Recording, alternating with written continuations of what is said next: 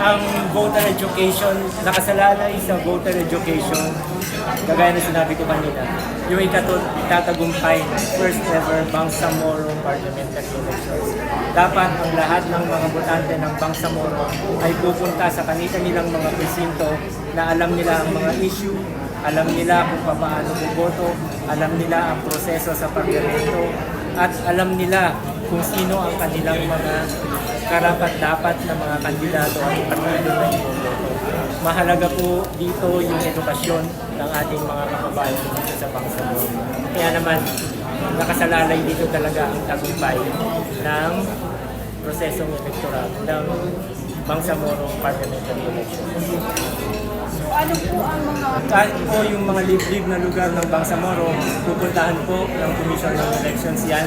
Mamamahagi po tayo ng iba't ibang klase ng mga voter education materials, gaya ng comics, na madaling maintindihan ng ating mga botante.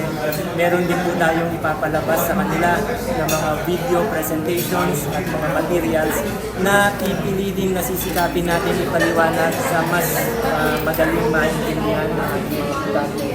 And katulong po ng ating mga local na government offices, tutuyurin namin yung mga barangay, dadalhin namin yung makina para turuan yung mga botante kung paano gumamit, paano bumoto gamit yung automated counting machine. Mahalaga rin yung ipaliwanag sa taong bayan yung magiging itsura ng balota sa first Bangsamoro Parliamentary Elections.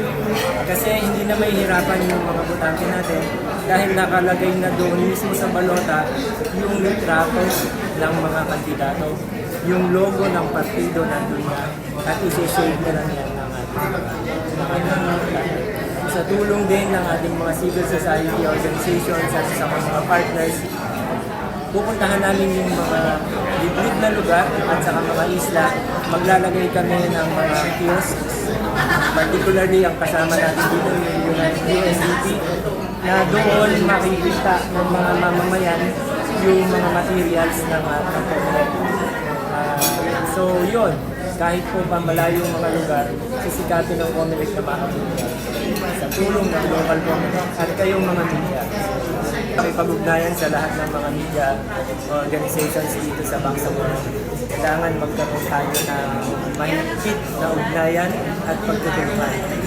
Particularly, ang gusto namin maibahagi yung aming mga materials para po ma-share nyo rin sa inyong mga networks at sa inyong mga programa. Sa bahagi namin, gusto namin tulungan kayo. Kung meron kayong mga ipoproduce ng mga materials, ipopost namin sa aming mga websites and sa aming networks. Sa ngayon, kami muna yung magtutulungan natin. Pero in the coming days and weeks, we will be releasing to you our information materials that hopefully may share ninyo sa inyong mga networks at sa inyong mga programa. Gusto rin namin ibahagi sa inyo yung aming mga logo, yung brand at yung campaign ng Comelec sa Botong Bangsamoro. Hinihikayat namin kayo to use it extensively in your materials, in your programs para kung magkaroon tayo ng isang identity at nagkakaisa yung ating mga programa tayo dito sa Bangsamoro. Yan yung pagsisikapan ng Comelec sa tulong ng local Comelec and media. Of course, you and our CSO partners.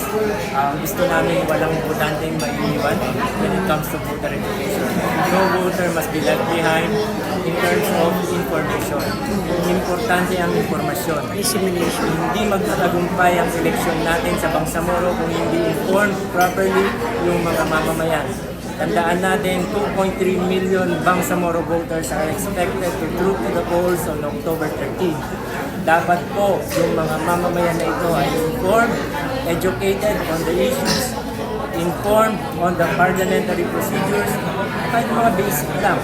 Importante yan, dapat alam niya. Sa tulong ninyo, dapat maabot natin sila. Hindi kaya ng Comelec yan mag-isa. Kailangan namin ng tulong ng local Comelec, ng mga media partners natin para makabot even the far-flung areas of the Bangsamoro. Kaya magtutulungan natin. Mas lalo namin kayong kailangan when we start the roadshow on September 1. Dala namin yung mga makina, we will be deploying teams. And sana makasama namin kayo. for the entire month of September. Okay, sir, meron pa akong pahabol na tanong. Ano po yung, paano po ginagawa ng mga ating stakeholders like NGOs, LGUs, and partnership parang lalo pang mapalaganap itong campaign? Sa ngayon, yung pinaka yung pinaka-visible na partnership po yung sharing ng ating mga information materials.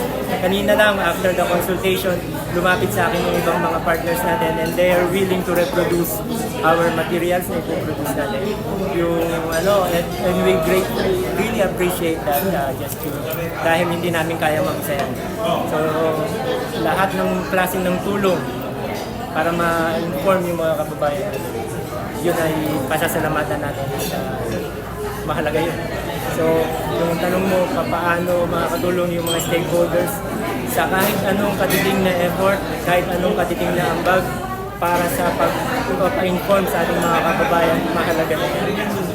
So, last year talaga, although malaki na in-improve when it comes to information dito sa Bangsamoro region, marami pa tayong dapat pagtulungan. Okay, baka meron po kayong panawagan, sir, sa mga wala pang registered voter.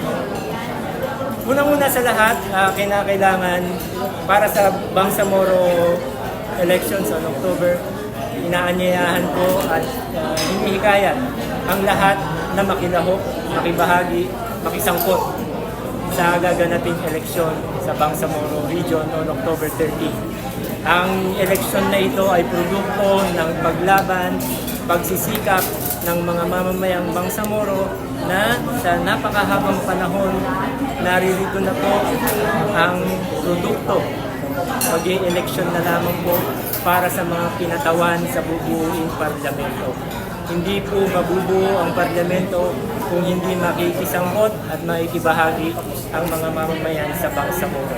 Kaya po susi ang partisipasyon ng mga botanteng Bangsamoro para sa ikauunlad ng region at ng Bangsamoro Nation.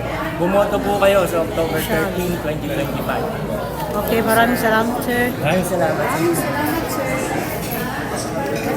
Thank you.